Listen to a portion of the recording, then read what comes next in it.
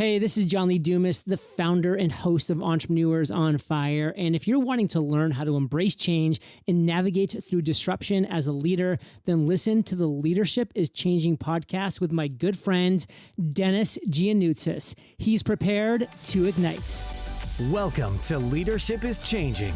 Each week, we and our guests provide information and insights through exploring leading change. This is taking your leadership to another level by finding the balance between executive excellence and personal well-being through stories that inspire real change. It's time to adapt in our fast-moving world when leadership is changing with your host, Denis Gianoutsos. Hey, look, I've given a brief background to our listeners about you, and of course, you write a column for different magazines and so forth. Anything else that you like to share with us about your background? Sure. I'll just shed a little light by pulling out of what you said what I think is the most important, and that is that over the course of my career, 3 areas of expertise have dominated what I've done: creativity, entrepreneurship or entrepreneurial thinking, and leadership. And the reason I call myself an innovation advisor is because those are 3 things that all of us admire in some way: creativity, the ability to think like entrepreneurs do, leadership. Each of those actually is made more powerful by the combination of the 3. And so my work as an innovation advisor is to help leaders, help organizations see that they need all 3 of those things, and that none of them are the domain of the few. They're actually the domain of the many, and that everybody can play a role in that. Yeah, and I suppose when all 3 of them come together, that's where the magic happens, huh? Absolutely. If you just take any one, too, it's pretty hard to be an entrepreneur and break new ground if you haven't practiced using your creative capacity. And similarly, if you're only the kind of person who breaks new ground as the entrepreneur and you never learn to lead, then the chances are that whatever value you create isn't going to last very long. Mm-hmm. Yeah. So there has to be a combination of all 3 team listeners as I'm talking about this, because together, as I said before, it's powerful. It's magic. Larry's saying it is powerful, and it's a great thing for all of us to work at. Larry, what happens do you have to be born with all those 3 different aspects, or is it something you need to work on to develop as a leader? Yeah, it's a great question. And I'll pull 2 of them out to answer your question: creativity and leadership. Mm-hmm. It's really interesting, Dennis. These are human capacities. Every one of us has a capacity we're born with it. It's standard factory issued equipment for creativity and for leadership. What makes us think that we don't, that only some are born this way or some can be the leader or be the innovator, is simply that we define things like creativity based on their outputs, right? So we look at a beautiful painting or a social movement or a score of music or whatever it might be, and we think that's creativity. That's not creativity. Creativity is the starting point, not the end point. So really the world is made up of the few people who know that we're all creative and practice that, know that we all lead in some way and practice that, and the rest of us who are wrongly told we're not. And so we're out of practice. Yeah. Okay, cool. So that's anything too, listeners, when you're going to the gym, if you're not out there developing the muscle and growing it and using it, it's not going to be used at all. And we tend to forget things. When do people tend to be more creative? Is there a special time for that to happen? Is there a special environment for them to be more creative, or is it all the time? Yeah, it's a really good question. And so every now and then people come out, say writers, for instance, and they say, oh, it's always best to write in the morning. And then the next writer says, oh, it's always best to write in the afternoon or something like that. So no, there's no particular time. But the second thing you pointed out is really astute. There are particular environments where people are more creative. And this is really simple. It's environments where they're allowed to be so, where they're encouraged to be. So think of a business, because think of leaders in business. To the extent that we allow our entire team or our entire culture to think creatively without penalties and allowing for a hefty amount of experimentation, the data is off the charts proving that we are going to build more adaptable, more resilient, more versatile organizations, and that innovation, rather than being thought of as problem solving, is something that will be in the tea in the cup all the time. It's there, yes, to solve problems. It's also there to see opportunities. And frankly, it's a great way to be tuned in with what our assumptions are in any one moment so that if they need to adjust, we can adjust them. So the environment has everything to do with it. Oh, wonderful. And Larry, I really like, you mentioned a couple of times, and when you were just sharing us with that information just then, the word allow. So you might find with a lot of people, leaders and executives I work with around the world, whereby sometimes they don't give themselves the permission, or they're waiting for someone to give them permission around that. And I think, is that where you're getting at in relation to allowing themselves to be creative? Yeah, very much. And it applies not just to those who are designated the leaders, but to those they lead. In the broadest sense, I was talking about leaders have this fear that if they allow people to think creatively, to experiment, and importantly, to question, that somehow all hell is going to break loose. And like I said, especially when times are uncertain or changing constantly, the data is off the charts the other way to say that locking down actually creates a more restrictive ability to adapt in any particular circumstance. But this is really interesting to really pick up on your thought there. Leaders think this way about themselves. They think that they are supposed to play some kind of heroic role, always have the answer, always know what direction to go, always deliver a positive rather than a negative. And so leaders locking themselves into that kind of thinking rather than being open, and really at the core of creativity is openness. That's what really makes them more successful over the long term. So it's a lesson for leaders and not just for the people they lead. Yeah. Hey, leaders, others, be vulnerable with it, with the creativity side. Open yourself up, as Larry's saying. I think that's really cool. Some real fascinating stuff that you're sharing here, Larry, for sure. So you've written some books, and one of them is Rebel Leadership. And how did you get into leadership? I listened to quite a few of your episodes, and I would say that I come at the answer to that a bit differently than some of your guests, because I've been in both angles of leadership, the more traditional roles, playing a leadership role in different organizations as a founder, as a member of startup teams and otherwise. But I've also been in this position of advising leaders, guiding them, researching leadership and where it's effective, especially when leaders are under pressure. So that's in my role as an advisor, but also as a board member, an investor in different organizations, and in my writing roles.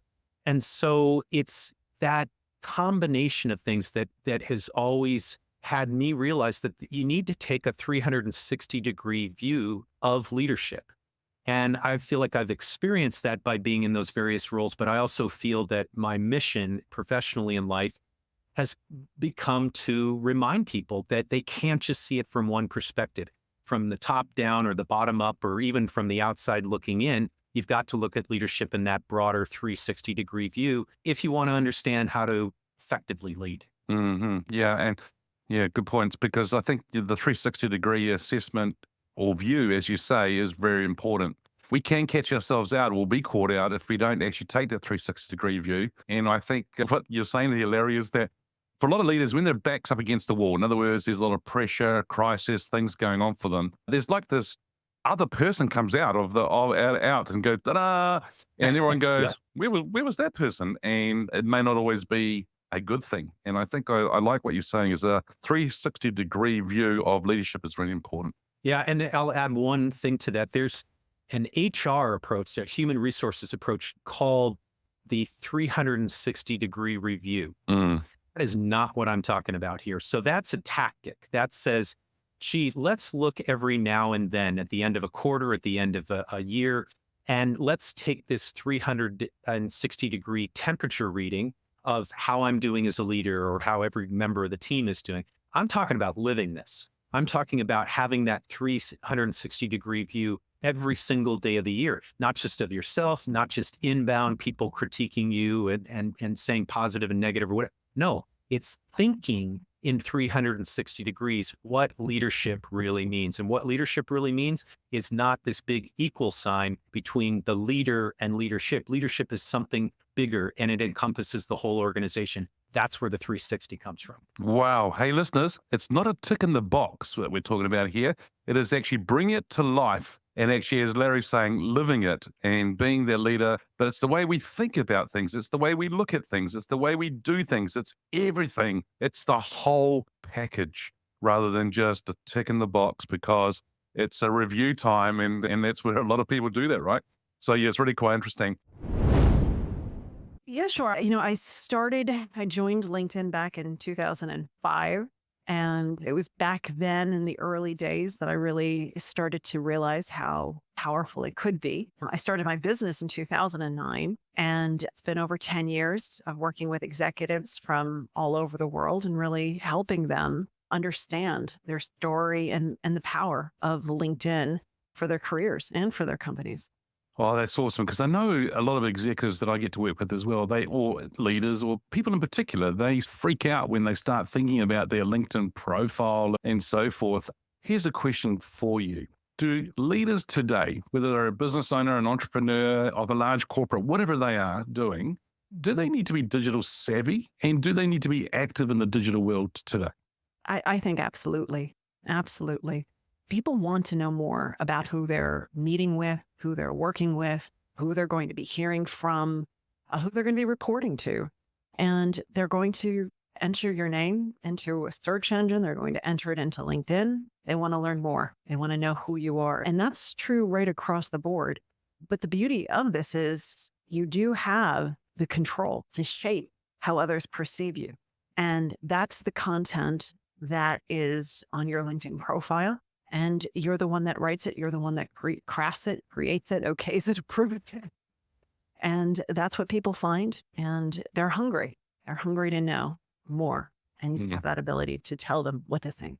Yeah. Yeah. And so the way I look at it is it's more as like our shop front, if we can put it that way. If we think about bricks and mortar and so forth, as you said, people go into search engines, they put your name in. That tends to be one of the first things that come up is your LinkedIn profile, right? So it's going to look good, it's going to be good and so forth. When I'm talking about the active side of the digital world, people say to me, yeah, but I can go in and like this and like that. Is liking somebody else's post good enough, or do we have to do more? Oh, absolutely more. Here's the thing, right? With LinkedIn, there's two ways of looking at it. There's the one way, which is as a very passive type of platform. You post that profile, you keep it up to date, you check in on it every now and then. And when people find you, they read about you, they know who you are. That's a passive way of going about it. And it can be pretty successful, oddly enough. It's not, I don't believe that's the best way, because people want to know that you're also active, that you're engaged, that you're a part of the community, that you're an influencer, that you're a thought leader, that you have something to say. If you're going to be leading a company, if you're going to be leading a team, it's not enough just to be a leader. What is it that you're bringing to the table? How do you look at these situations philosophically? What are your beliefs? Why are you doing that? And that is what should feed into your profile, but it should also feed into that activity. And so it's not enough just to hit every now and then. You want to, and I always say this, you don't have to necessarily start out creating content, but you can at least start engaging with the content that's there and leave some comment, converse with that person. And then once you get really used to the way LinkedIn works and how that feed is, once you feel a little bit more comfortable, that's when, you want to post. You want to post. Yeah, cool. So in other words, grow with it, listeners. Grow with the LinkedIn profile, the LinkedIn tool, and grow with it in the sense that Donna's sharing here, that you could do some likes and some comments. Donna, one thing I would think is you may not actually have content, so you actually haven't created something. Is it okay to take somebody else's content, somebody else's post, an article and things like that, and not just share it, but then put some words around it to add value to your audience? I call that curation, curating that content and then adding your own context, your own feeling, your own thoughts to it. And that's a fabulous way of getting started. And keep in mind that with LinkedIn, you don't have to be writing articles. You can indulge in just a simple post, a paragraph at most. It could be something as simple as a quote. It could be a quote and why you like that quote. It could be what's going on in your business. It could be celebrating an anniversary of someone on your team or within your staff, or it could be talking about a project that's taking place. It doesn't have to be always the same. Here's a link to a great article over and over again. Yeah. You can use it as a bit of your as a soapbox to say, hey, this is what's going on in my life and my company's world. Yeah, and I think that's where people get to learn about you as an individual, as a leader of the community, and then they understand, as you said before, about your beliefs, your values, what you stand for, and things like that. And I think it's a great way to do it. And the other thing would be you're adding actually value to them, to your connections, which is pretty cool. And there's been things that I've actually posted or others have posted, and I've gone, wow, that is really cool. I'm glad they shared that with me. Otherwise, I wouldn't have known about it. And so I've got to learn, and we all need to learn. And what a great way to do it. I think it's fantastic. I think a lot of times people get caught up in, oh, is this a platform where I need to be selling and boasting about who I am and what we do and why you need to. The truth is, take a step back, take that deep breath and recognize that LinkedIn is a platform to educate, to add value, to help others, to give advice, to inspire. That's what you should be aiming for. It's not to sell. It's not to plug. It's not to pitch. It's really a place to go in a very easy type of way and provide and help. Yeah, great. And so there's a question I keep getting asked all the time about, in particular around LinkedIn, because there's many other social media platforms out there. If I'm thinking of the things like Facebook and that, do I need to really be on there all the time? Is it really like a Facebook thing? I think it's different. And I think it's because it's professional network. It's more about business and other things around that space. Am I right in my thinking in thinking of that way? Would that be right? I think with LinkedIn, it's really changed over the last few years. At one time, we thought of LinkedIn, it was a place you had to visit on your computer, your laptop, your desktop. It's really transitioned to being, it's untethered now. You can access it on your phone. The LinkedIn app is terrific. And it's a place to visit, to scroll through the feed, see what's going on in your network, see what's going on in your industry. Do you need to be creating content every day? No. Now, this is what I believe with LinkedIn and what the LinkedIn algorithm shows is LinkedIn reward quality over quantity. Tell me more about your background. Yeah. So if I'm listening to this, the last thing I want to hear is someone to go through their whole freaking resume, right? So let me just give you hopefully the more interesting points. But I grew up in a steel town in Indiana in the U.S. And this was a huge U.S. Steel, it was called. So it was like its own city. But I ended up working as a janitor in the steel mill, going through high school and pretty much a lower middle class background. And so I was wildly motivated by fear. And growing up, being this janitor, I was a janitor in a hospital. So I had this experience of feeling definitely like an underdog, which really shaped me. And going from there, if you ever saw the Forrest Gump movie, there's a famous scene where Forrest is running and he shakes off his braces. And so I felt like looking back like Forrest Gump because I went to college and went to law school because I thought, hey, certainly I'll be able to take care of myself financially. And I hated it. I went back, got my MBA, went into pharmaceutical business and healthcare for 15 years, and then went to a different company, Johnson & Johnson, for another 13 years. And so through this whole adventure, being a woman, being Hispanic, and then coming out as gay, and then having a baby, I always say having a sixth grade sense of humor, I wasn't exactly the poster child for corporate America, but all of that ended up helping me be successful. What a fascinating background and that you've just shared with us. It's amazing. Going from janitor then into a C-suite kind of role. For what we see a lot of in the world today, there is that glass ceiling that a lot of people talk about, especially for females and leadership and things like that. One of the questions I've got is, how did you get into leadership? But then also, how did you transition into those more senior roles? Yeah. In the beginning, it was a lot about just sheer busting ass. I was the person that worked super hard, and oftentimes people would talk about sponsorship, and I didn't have a sponsor. And that happened when I was in my early 30s, and I met this wonderful leader at Lilly. He was 60. And I don't know, he saw something in me and he took me under his wing and he gave me a lot of different opportunities, which ultimately changed the trajectory of my career. And Dennis, he gave me this incredible gift. And yes, it was the promotions and all that, but he gave me the gift of self-confidence. And when I think about the power that leaders have to give others, to enable, to unleash their self-confidence, I will never forget him. And he changed not only the trajectory of my career, but really he changed my life. I've got goosebumps just listening to what you're sharing there, because you see, it comes down to not just what we say, but it's how we treat people as leaders. And it's so impactful that it means for years later, listeners, that you can be still impacted by that one person, that one conversation, that one word. And I think that, as you said, the gift of self-confidence, that's just a beautiful way of saying it. However, what he actually did was he actually saw what you had. You had something you could offer, and helping you bring that out and actually helping other organizations. I think that is, Denice, I don't know, I'm going to ask the question here. I think that's what our roles as leaders is, to bring the best out of other people. What are your thoughts on that?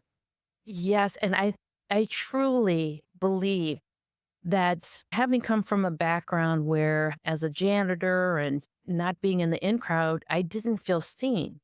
And you don't forget those feelings. And so as I moved into leadership positions, a lot of hard work, but also individuals that truly helped me and opened doors along the way, I had some tenets that I really believed in. And that is that leading others, such a privilege. And it's a privilege because, sure, it impacts the business, but it also gives meaning to our life. And when you look back, they would say you won't necessarily remember those business results, but you'll remember people, and those people that still keep in touch with you, the people that tell you stories about and maybe how you've helped them. And so I learned about leadership, that we have the ability to help others be seen. And when they're seen, they can flourish. We have the ability to impact their self-confidence. We have the ability to help them dream. And also, when we do this, it's a ripple effect. It impacts their families. It impacts all kind of things. And today, where engagement is it's always been critically important. But today, with so much incredible change happening in the world, the leader's ability to embrace, or to really grab people's, not their minds, but their hearts, to me is so important and so fundamental. And it requires us to let go of our own bullshit and our own ego. Thank you for listening to this episode of Leadership is Changing with your host, Denis Gianoutsos. Each week, we and our guests provide information and insights through exploring leading change, inspiring executives and leaders to adapt and lead a bigger game in a fast-moving world.